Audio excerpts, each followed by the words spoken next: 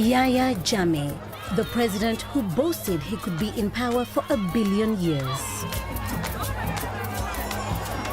Gambians create dictators. We ourselves as citizens, we make Jammeh to become a dictator. I can say I'm better than anyone you would ever have in this country.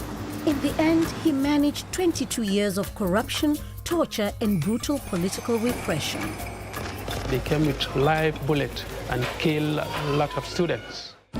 But in 2016, the impossible happened. My father strongly believed that Jammeh could be deposed. Inspired by a campaign of radical protest, direct action, and revolutionary music, the people rose up, defying an attempt to rig the vote and bringing in a new elected president, Adama Barrow. At a time of global uncertainty, Gambians showed the world the power of democracy. That was the first time an opposition leader won election. That was the first time it happened in this country. Nobody had ever thought that one could defeat a dictator.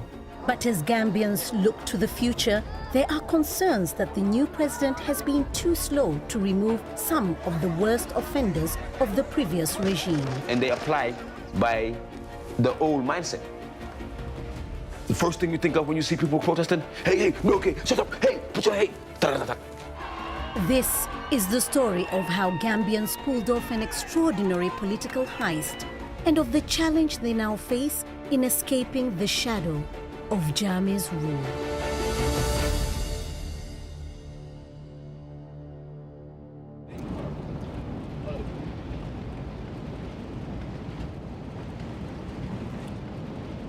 We are on our way to Canal.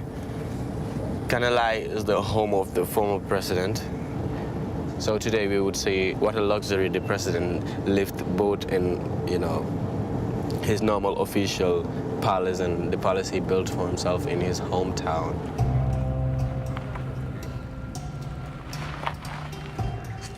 Mohammed Sandeng and Kifa Barahama are two activists who grew up in the dark, deadly shadow of Gambia's former president, Yahya Jammeh. Both have first-hand experience of his brutality. Today, they're visiting the palace that was a symbol of his excess.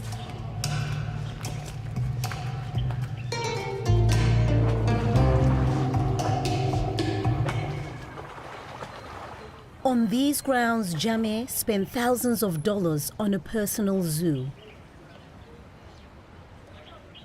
He used our funds to do all of this, to get all these animals from wherever they came from, and he's been feeding them with public money, obviously, and then there have been hundreds of thousands of Gambians outside there that really are living below the poverty line. Jammeh and his inner circle looted at least $975 million of public funds. When he went into exile in 2017, age 51, he left the country with a debt of over $1 billion. It's a relief knowing, Canal, a part of Gambia, is no more, a captive land, I would say, or let's say, it's no more a captured piece of land that's been thrown into whatever somebody wants, one person wants,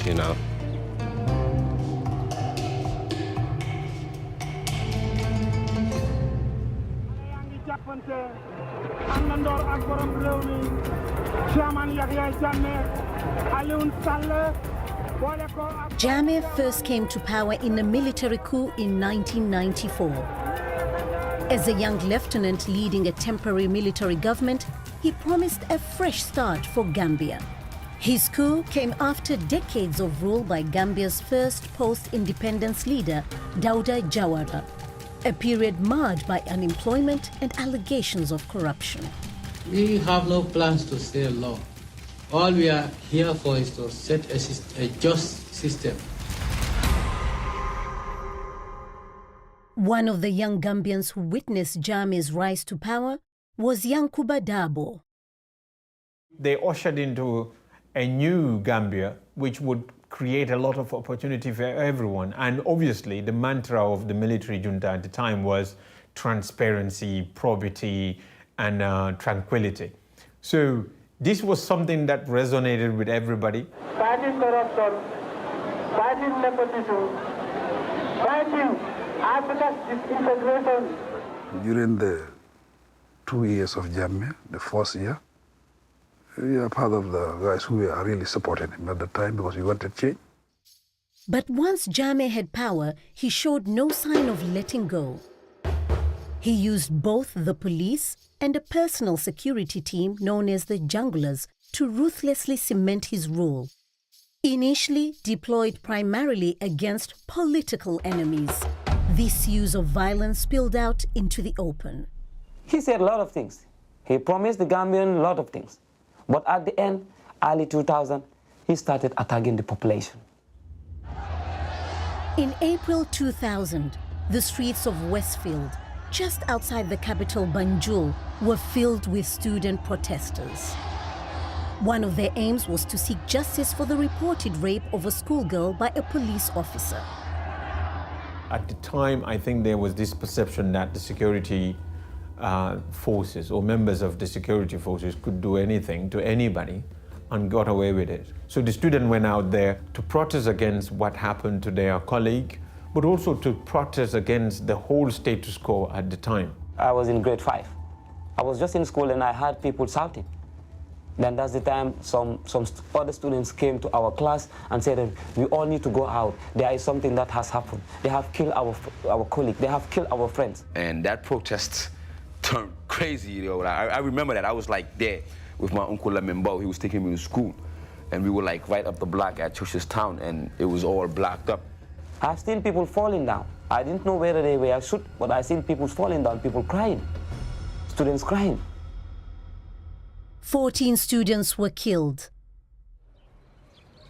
Many more were seriously injured. I was shot behind from the knee. The bullet entered back of the knee and went out of the kneecap. They came with live bullets. Those are the ones who came with the bullets and start firing at us and kill a lot of students. That was the turning point of my life. My aims and objectives were to be a doctor. And since then, no career development, no job, no opportunity for us, me and the rest of my colleagues. He used that particular event, right, to show Gambians that you shut up, don't come out in the streets again. You feel what I'm saying? Keep to yourself, or you're probably going to end up like that. That kind of public uprising never happened thereafter. Over the course of his rule, Jammeh repeatedly denied allegations of human rights abuses. Those who accuse me of human rights violations, well, I leave them to the Almighty Allah. Allah will reward them. Allah will judge between me and them. Jammeh appeared to pay lip service to democracy, yet increasingly presented himself as ruler for life. How long you stay in power does not determine your fate. It's what you do that determines your fate, as far as I'm concerned. But let me tell you one thing. My fate is in the hands of the Almighty Allah. I will deliver to the Gambian people, and if I have to rule this country for 1 billion years, I will.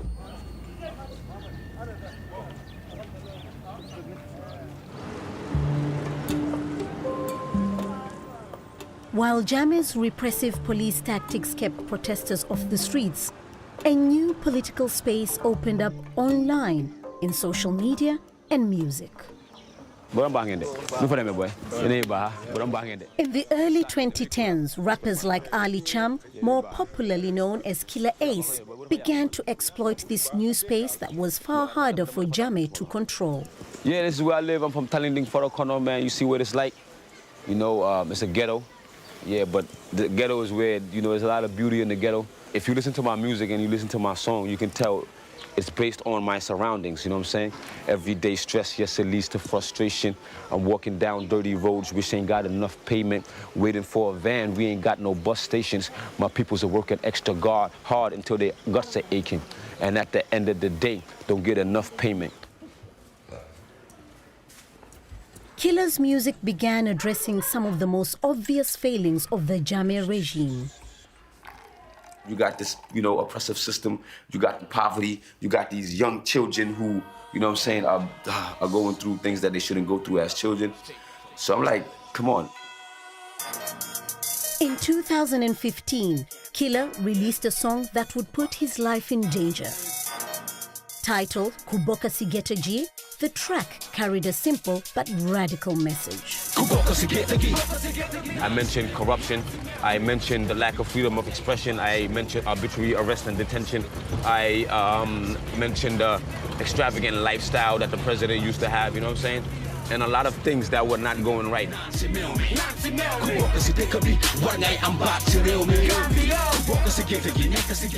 Right after it was dropped, it was already viral.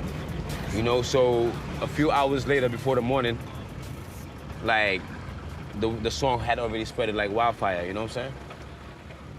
Before long, Killer Ace feared he was being tailed by Jammeh's notorious death squad, the Junglers. In my father's house where he lived, you know what I'm saying, they came there all black, climbed the house looking for me. You feel what I'm saying? When you see black at night, that's the, you know, that's the slaughter team, man. That's the jungler team, just in case you don't know. That's what we were living in. But when you see the black, nobody dares to speak. The whole neighborhood is quiet. They, you know what I'm saying? Everybody's silent. They pack you up, throw you in the boot, you're gone.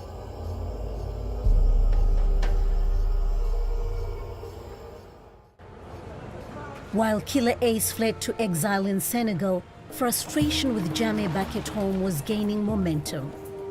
Under Gambia's constitution, 2016 was an election year. Many suspected Jammeh would try and rig the vote. But some activists were now calling for electoral reform. One of the most prominent was Solo Sandeng. It was something always on the table. We wanted electoral reform because we feel that the laws were not good. But Solo Sandeng somebody who was really very strong against those kind of draconian laws. Solo campaigned against what he saw as routine electoral abuses, such as handing voting cards to foreigners.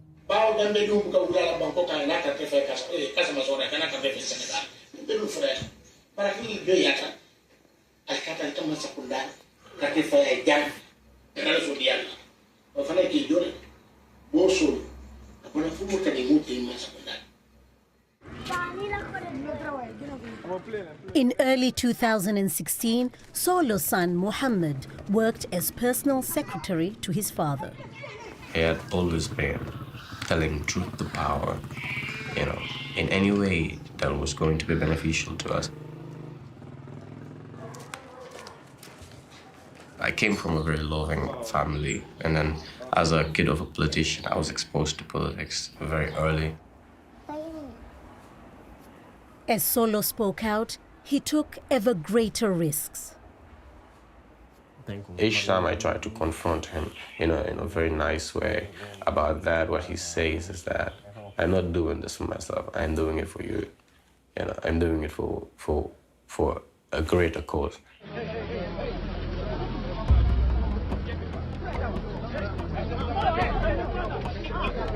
On the 14th of April 2016, Solo organizes a public rally protesting for electoral reform. He was not naive. He knew what he was doing. He knew that he was challenging, a dictator. Plainclothes security forces quickly surround the protesters and Sandeng is arrested.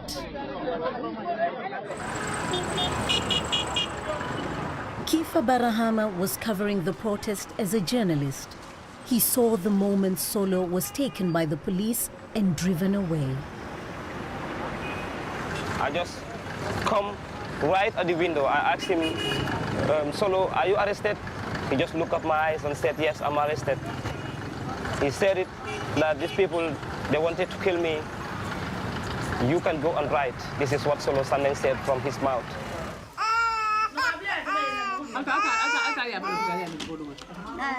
Another prominent activist, Nogoing Jammeh, was taken alongside Solo. She saw firsthand what happened next.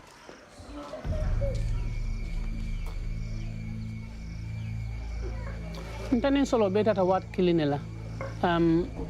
Montro tembulo kono baro wato 12 kata talang kilin ka usifal. Yembondi wol to PIU kan samba. Yen samba set kata NIA. Dole ya bulol mutateng, dole ya singul mutabela ren tabulo kam bencho kam. Iba busale ya busa wol to fafat. Ya lipaten fu sumiate bulo kon.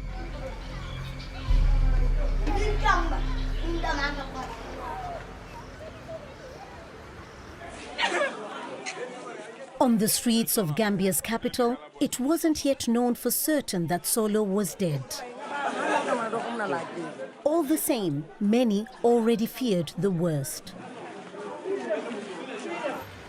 Solo's arrest and subsequent disappearance was a warning shot that might have silenced the campaign for democratic change. Instead, it had the opposite effect. That was what was needed.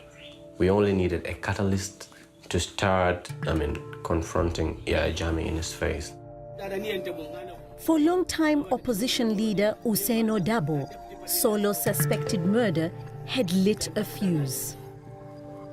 If Solo could die for Gambia, why shouldn't we go out? If we are to die, let us also die. 2 days after Solo's disappearance, Dabo called for another protest. I called up our members of the Executive. I told them that now, tomorrow, we are going out into the streets. The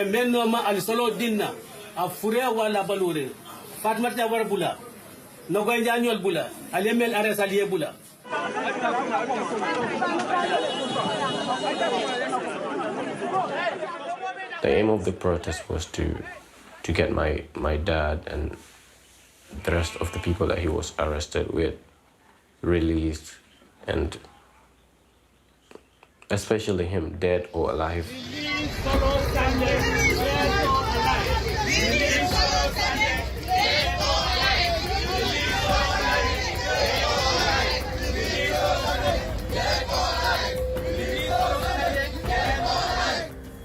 And just then, they started beating us. They started hitting us with rifle butts, with batons, and then it got wild. I saw them started firing tear gases, while the other protesters and the other people were also stoning them.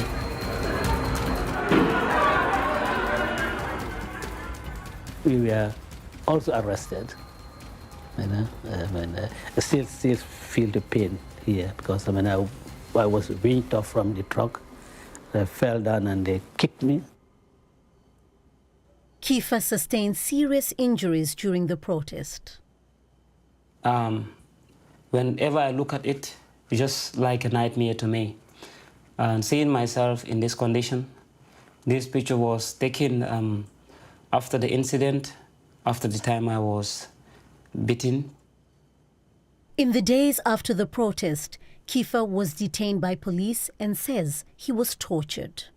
Was born with a plastic bag, and this is the arm.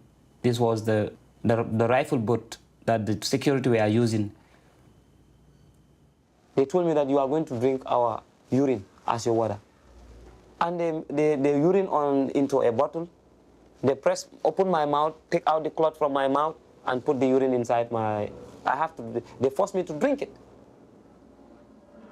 And from there, they started smoking cigarette, offering the cigarette on my body. So I thought that oh my God, I'm going to die. We had to leave because Gambia was not our Gambia anymore at that point in time.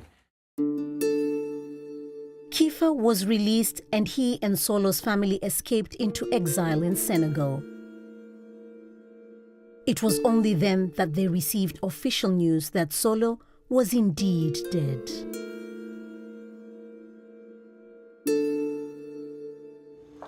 seen elder bi kooku call ma mu ne ma confirm nañ ne Solo dee na fa laa daanu ma xom boobu tamit xamatuma dara si àdduna.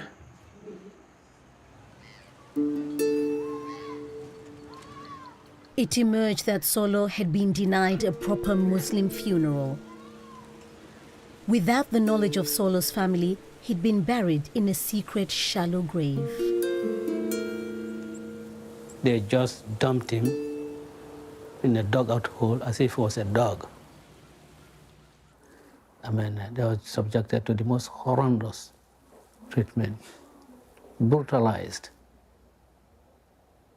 and showed how wicked some human beings can be to a fellow human being. Me and my dad, we had plans. So anytime I thought about all that we spoke about, you know, I thought, no, there's no way my dad isn't gone. He's still waiting for me somewhere, and I'll get to him at one point, you know.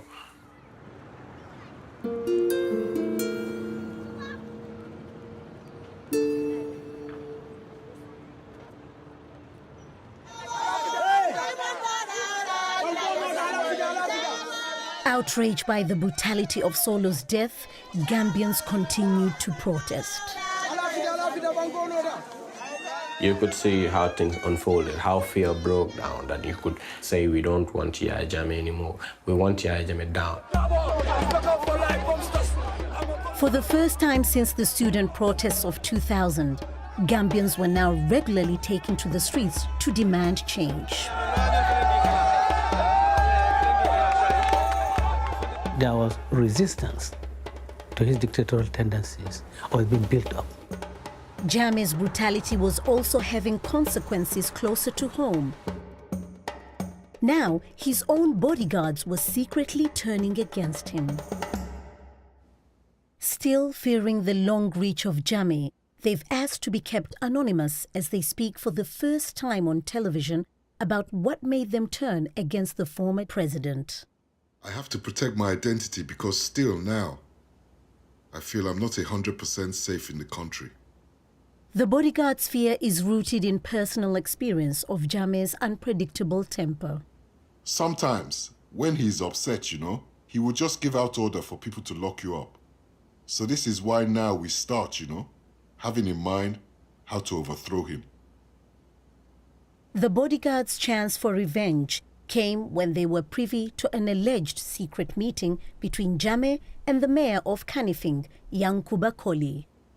One day, we were a part of the office security, and Mayor Yankuba Koli came to present the registered voter cards.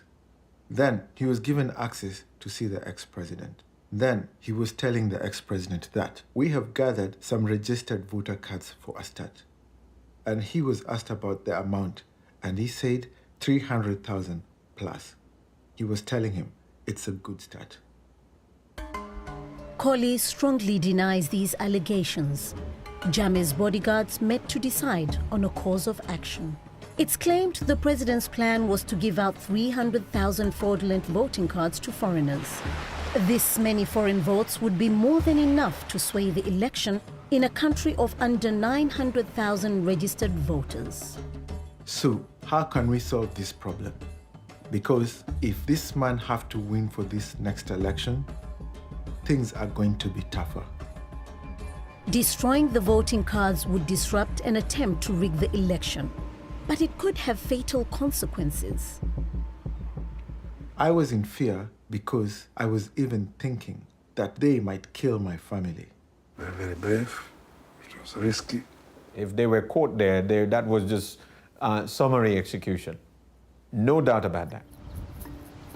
With less than 4 months to go before the election, the bodyguards drove to the ruling party's headquarters. 4 of the plotters approached the guard posted at the entrance. We told him to shut up, and if he made any noise, we would kill him. We held him down, tore his clothes, and then tied him up. Another 2 bodyguards broke into the building and set fire to the fake voting cards. all 300,000 of them. That changed everything. And it happened shortly before the election, so it happened at a time when registrations for voters' cards had already concluded. You cannot restart it again. Without fake foreign votes, the upcoming election stood a chance of being a fair contest. The challenge now was finding a candidate to stand against Jammeh. With Ousseino Dabo now in prison, the largest opposition party, the United Democratic Party, or UDP, looked to a new untested leader, the party's former treasurer, Adama Barrow. I never even think of becoming a candidate or contesting as a presidential candidate. I never thought if I will work for government. I've always been private. In October, the different rival opposition parties met to decide if Barrow should become an independent presidential candidate who could unite the opposition. Your commitment to this opposition unity is overwhelming. Your belief that Yahya Jammeh has to go. You are on the right side of history, Antifatmata Tambajang. Adama Barrow was an unlikely candidate. Having once worked as a security guard in London and an estate agent in Gambia, he had little political experience. Yet Barrow's anonymity soon became his greatest asset. Barrow was a clean slate. He was someone that was never known on the political scene. So I think it was easy for everyone to bet that they could have some sort of influence or control over him. Muhammad Jagana is a childhood friend of Barrow, who became a key aide of the would-be president. I think people use that anecdote that he was an accidental president. But they need to understand also that, as the governor of Kaduna said, Miss Universe is not the most beautiful woman in the world. Miss Universe is the woman who decided to put her face up there and won a contest. And Adama Barrow, 308 votes.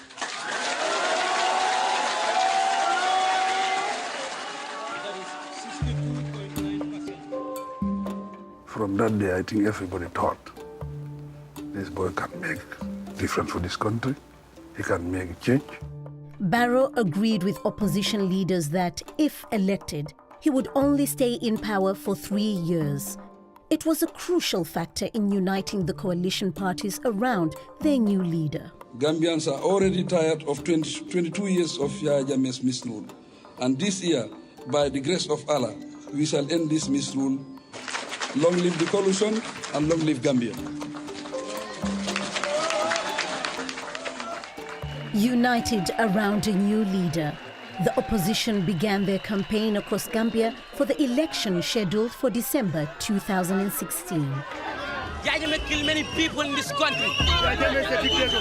Having fled to exile in Senegal to escape Jammeh's death squads, Killer Ace joined the fight through social media. Being in Dakar, I had access to internet. 3G, super fast. I was doing live video after live video. About time, you go, you join peaceful protest right now. Social media was actually dictating. It was controlling the narrative. They were able to reach out to everyone in the rural areas to educate people about what was happening. And that played an important role. Exiled in Senegal alongside Killer Ace, Muhammad added his voice to the campaign for change. I worked with Killer Ace in his album, called The Lyrical Revolution. I did a spoken word poetry. Year amongst years, revolted we, revolted against an evolved foe that broke our evolving hold, dried our cows, melted our wax, bust our drums, sucked our juice, became our duke, oppressed our people, raped our democracy with fake identity of divinity. But fed, we got up, our lights we uplit, we the people from all walks of life, lyricists in songs, journals by journalists, and poets in poems. Call it a struggle, a fight for some. There is an ultimate name, revolution. All that was done, and we all did in our small ways, which together made great impact.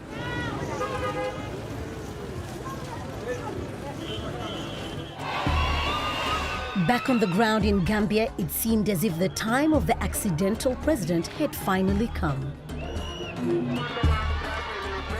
The support was there. People were ready. There was no doubt in my mind, with that crowd, I'm gonna make a difference. There was this divine feeling. You would feel that there's no way how God would leave Gambia in the hands of Jammeh this time around.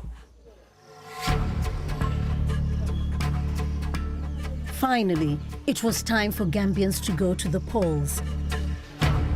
Yet, despite all the progress made by the opposition, many still feared that Jammeh would win.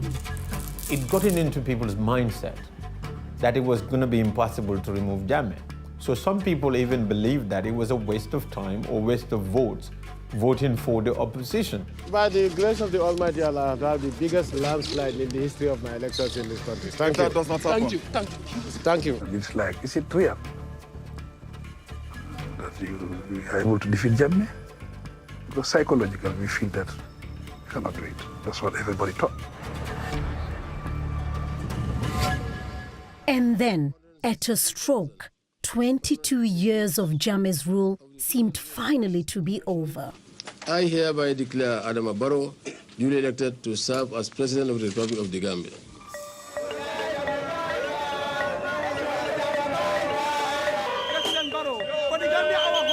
I was at one of my friend's house. It was very listening to the results. I think everybody in the Gambia or in the world that was focusing on Gambia would remember where they were, what they were doing. I was actually at home preparing to go to mosque when I just heard the jubilation. Basically, I was very, very happy. We were happy, very much happy, because that day, that night, we didn't sleep, full of joy together. That was the first time an opposition leader won elections. That was the first time it happened in this country after 52 years. New year, new style, new president, new life. This is the Gambia having their freedom. This is the freedom for our youth. That was immediately when the results was announced. People come out, started stoning all the pictures that he was having on the sky and the pictures that were pasted on the billboards. People started pulling them down. And to everybody that voted for Barrow, and voted for peace, for all the people that fought to make sure Gambia is free, we love you, we are saying thank you. Opposition leader Usaino Dabo hadn't even been able to vote. On election day, he was still locked up in prison. I couldn't believe it.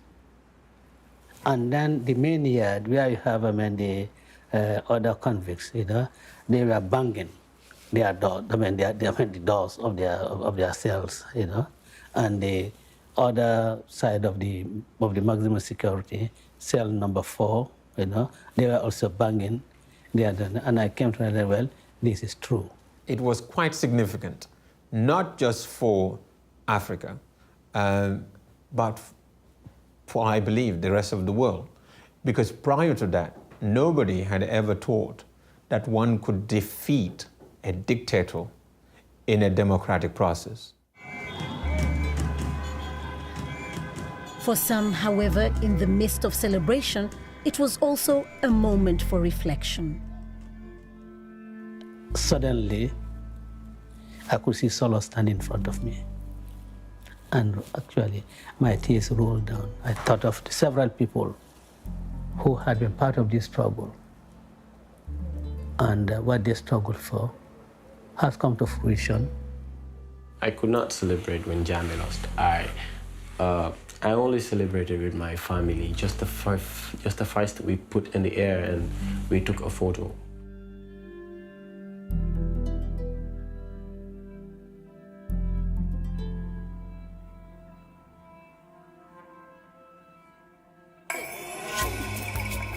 The next day, Barrow and his team waited by the phone for Jammeh to concede.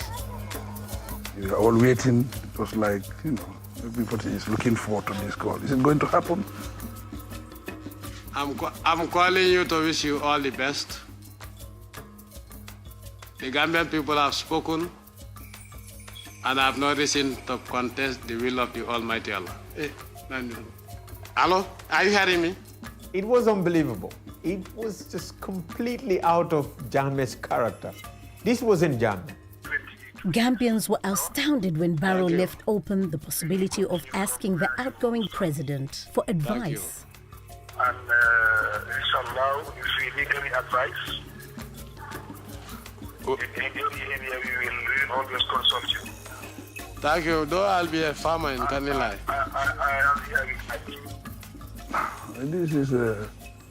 This is politics. This is diplomacy. This is diplomacy, so you have to use diplomatic language. But definitely, I don't need that. I don't think I would have seek for advice from Jammeh. I don't think so. Then, just 1 week later, Jammeh made a televised announcement. I hereby announce to you, Gambians, my total rejection of the election results and thereby annulling the elections. And he changed his mind after 1 week. We have rejected the elections. And it put everybody on alert. People were wondering what is going to happen next. Expecting the worst, thousands of Barrow's supporters began to flee the country. People didn't know their fate. Those who were seen celebrating in the streets during the euphoria when he considered defeat thought now we are going to die. Fearing for Barrow's safety, Mohamed Jagana helped arrange the evacuation of the president-elect to Senegal. I think it was definitely a good move to evacuate President-elect Barrow to a safe haven, whilst ECOWAS and the rest of the international community figure out how to stabilize the political situation. With Barrow now in effective exile, Gambia's fate rested with ECOWAS, the economic community of West African states. There was this ECOWAS head of states who were trying to mediate, myself and Jammeh, and I had a very good meeting with them. So 2016 was a completely different era in ECOWAS's history. The great majority of leaders in the ECOWAS region or ECOWAS countries were led by democratically elected presidents. Now, those people would be very much willing to uphold democratic principles anywhere. That wouldn't have happened in the previous years. Under the leadership of Liberia's democratically elected president Ellen Johnson Sirleaf, ECOWAS was in no mood for compromise. At a summit on the 17th of December, the group resolved that Jammeh should leave power within 5 weeks or face grave consequences. Even though they wanted to use the diplomatic route, the use of force was also not taken off the table at all. That if push comes to shove, that force could be used to really remove Jammeh. When the deadline passed with no concession from Jammeh, ECOWAS's patience finally ran out. On the 19th of January 2017, ECOWAS sent military forces to Gambia's border. We saw the army, the economic forces being dispatched, and Jammeh knew that game was over, and this is serious business. 2 days later, it was all over. I have decided today, in good conscience, to relinquish the mantle of leadership of this great nation with infinite gratitude to all Gambians. Within hours, Jammeh was ready for a final send-off. To the music of a ceremonial band, he boarded a plane to seek refuge in Equatorial Guinea.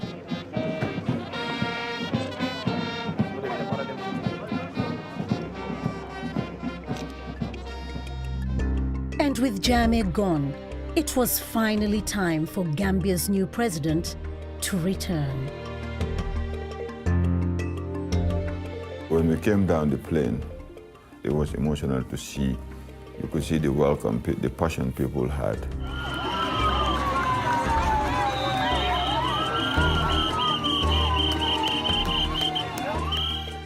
We spent 7.5 hours from Banjul International Airport going down to Westfield.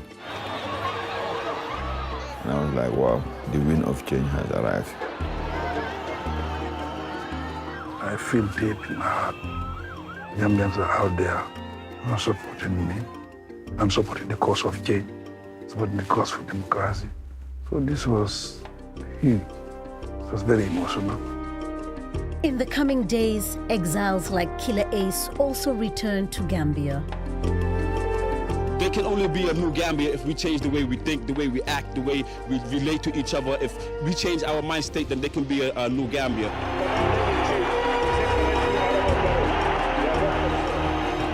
Long live the Republic. Long live the United People of the Gambia.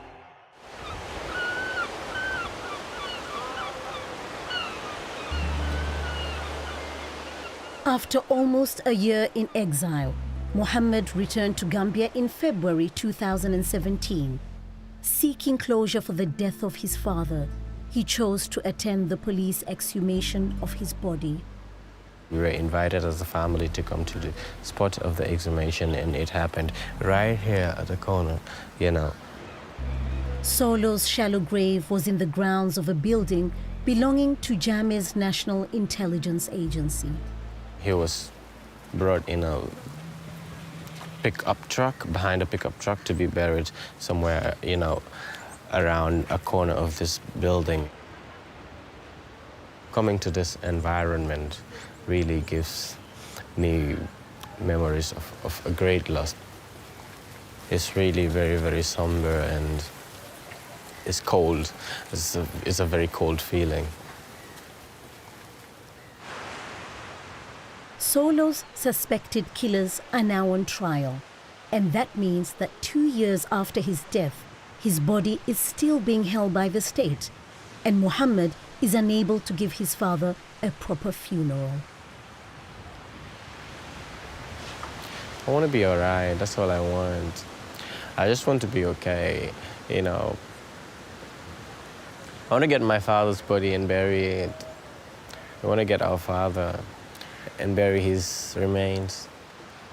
For Gambians like Mohammed, few things are more important than seeking closure on the crimes of the Jammeh regime. At the State House, all eyes are on the new president to deliver. I've never worked for government. It's the first time, and I start from the top. I needed time also, you know. It's not this. What has gone better under Barrow so far is that Barrow has not been as repressive as Jammeh was. He had upheld that promise to create an open political space where political parties and all kinds of opinions will be expressed. One of Barrow's first acts as president was to set up the Truth, Reconciliation and Reparations Commission, or TRRC. Over months of hearings, over 40 witnesses have testified to the full extent of state brutality under Jammeh. It's they themselves who line up these people to kill them, the juntas. And kept at the army headquarters for 13 months and subjected us to different ways of torture for many, many days. One of the most high-profile witnesses was Sana Sabali, the former vice chair of Jammeh's military regime. Sabali has himself admitted to carrying out both torture and summary executions. In 1995, the tables were turned when he himself was arrested by Jammeh's forces. They would apply one of the electrodes on my neck, on my tongue, and then the other on my penis. And they would be adding the voltage slowly, voltage high and voltage down. And this all were accompanied with beatings. And yeah. As a country, we have to move on. But moving forward, we have to accept the truth. The TRRC is one step toward healing the wounds of the past. But as the names of those accused of the worst crimes are revealed, it also raises questions about the continued role of former Jammeh loyalists in the Barrow administration. They electrocuted you? Genau. On your penis and on your tongue? On my tongue. Who did that? Alhaji Martin. Alhaji Martin, The man named as a torturer has served under Barrow as a general in the Gambian army and testified at the TRRC. Do you still deny that a hammer and electrocution machines were used on these people? Yeah, only the bag. You now saying that they placed the plastic bag over Sabali's head as he was beaten and asked questions? Beaten, correct. Now you confirm that? Correct. Okay, how do you describe that? Do you describe that as beating or you describe that as torture? Torture. And this was done under your supervision? Exactly. Nobody have thought that this thing will come to light. I never thought so. He's a Gambian. We want to know the truth. And then we decide what to do. I think we wait for the recommendation of the TRRC. We don't want to preempt. Barrow has now suspended Martin from the army. All the same, many still fear that the presence of other Jammeh loyalists in the security forces has led to a continued culture of police repression.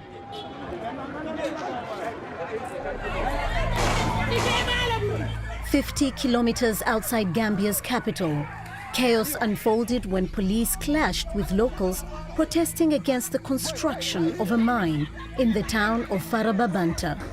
3 protesters were killed. Why? Because the same people within this old establishment are still here in existence in this new establishment, and they apply by the old mindset. The first thing you think of when you see people protesting, hey, no, okay, shut up, hey, put your hey, da-da-da-da. That's all you know. Jammeh was here, now Barrow is here. That's the only thing that I have seen is change. Even the people who were working with Jammeh, I can say 50% of them or 75% of them, they are still in the system. We have few people in the system, but these people are Gambians. That's why we have set up the TRRC to know the truth.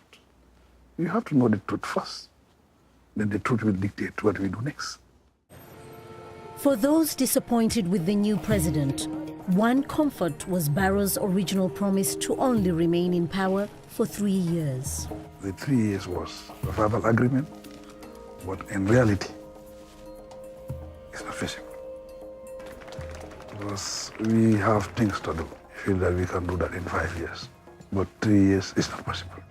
According to the terms of the opposition memorandum signed when Barrow was elected leader of the opposition coalition, he committed not to stand for re-election. Now, however, his position seems less clear. For me, winning election in 2021, that is the Gambian people. The only way to get the presidency is the Gambian people who vote for you. That is not my decision, it's the decision of the Gambian people. Is a man whom hadn't been vetted properly by the people, because people were hoping he would be resigning in 3 years. Now it seems, since Barrow ascended to power, he is showing signs that he is determined to go beyond the 3-year term. And quite simply, the country has so many challenges. We face a lot of challenges. We do not think that Barrow is equipped to be able to take us through. Is this the Gambia we want? Yes or no, huh? For activists like Killer Ace, disappointment with Barrow means it's time to start campaigning for change all over again. The Gambia we want. I said the Gambia we want. Is this the Gambia we want? It's about the people. It's about these people. They have a say. The young people, the old people, you know, the disenfranchised, the grassroots people. We have to bring it to them, you know, bring it to their doorsteps and let them play their part. We have a job to do, and we have to remain focused and do that. And we want to do that before 2021. Only time will tell if Adama Barrow makes good on his promise to uphold democracy. Yet for Gambians like Mohammed, whose family were among those who fought hardest in the revolution that brought him to power, they're still prisoners of Gambia's past. This half-finished building was once intended as a home for Mohammed and his family. I suppose that should be my bedroom. Construction stopped, however, when Muhammad's father was murdered in the struggle to overthrow Jammeh.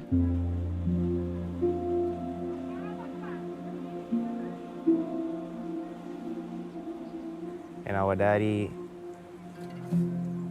he was going to give us all that. He just went away, but he was going to do all that for us, you know.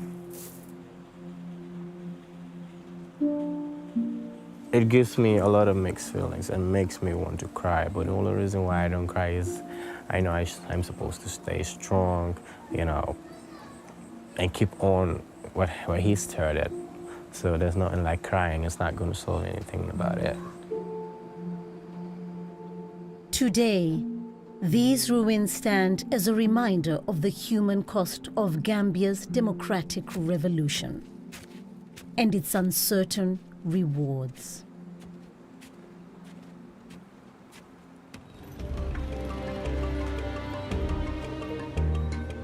After more than 2 decades of Jammeh's authoritarian rule, expectations for change in Gambia were always going to be sky high. In time, Adama Barrow may deliver. Either way, the revolution of 2016 taught all Gambians a crucial lesson. The youth broke the spell. It was the youth who was like, yo, it's enough. The spirit of free speech that championed Barrow in opposition is now holding him to account in power. Because of the newfound democracy, everybody is engaged. Everybody is speaking his or her mind. Now you can easily convince people to come out in mass numbers and hold protests. Kilayes and others have done it before, and that taught everyone a lesson that can be done. I will continue the fight. I'm not scared. We are not scared. Through the revolution of 2016, a whole generation has found its voice. In the face of new challenges, it's a voice that now shows no sign of staying silent.